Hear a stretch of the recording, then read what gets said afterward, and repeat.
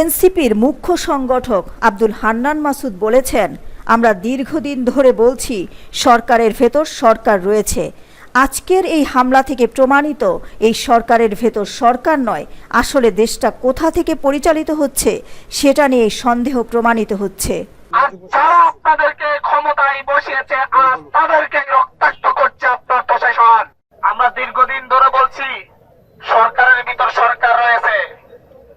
আজকের এই হামলা থেকে প্রমাণিত এই সরকারের ভিতর সরকার নয়, আসলে দেশটা কোথা থেকে পরিচালিত হচ্ছে সেটা নিয়ে এই সন্দেহ প্রমাণিত হচ্ছে।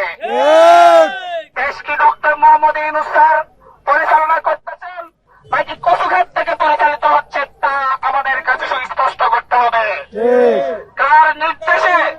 কার নির্দেশে যৌথ বাহিনী বিপ্লবীদের উপর হামলা করে?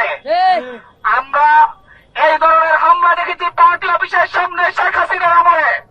বিএনপি, জামাত, গণঅধিকার পরিষদ প্রত্যেকটা দলের উপর হামলা করতে আমরা দেখেছি।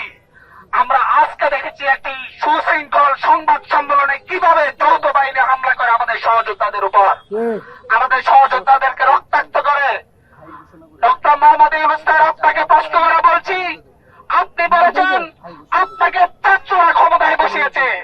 আপনি ছাত্রদের বলতে আপনি বিপ্লবীদেরকে বুঝিয়েছেন যারা শেখ হাসিনার বিরুদ্ধে ঐক্যবদ্ধভাবে লড়াই করেছে। সেই লড়াইয়ে বিএনপি ছিল, জামাত ছিল, গণঅধিকার ছিল, ইসলামী আন্দোলন ছিল, সব রাজনৈতিক দল ছিল। আর যারা আপনাদেরকে ক্ষমতায় বসিয়েছে আজ তাদেরকে রক্তাক্ত করছে আপনার প্রশাসন। আপনাকে জবাব দিতে হবে। যারা আমাদের এই অভ্যুত্থানকে ধারণ করে, যারা আমাদের এই অভ্যুত্থানকে লালন করে, যারা এই অভ্যুত্থানের কারণে আজ ক্ষমতায় আসেন, তাদেরকে বলবো আপনার সহযোদ্ধাদের উপর। দিলরুবা খান, দৈনিক আর নিউজ।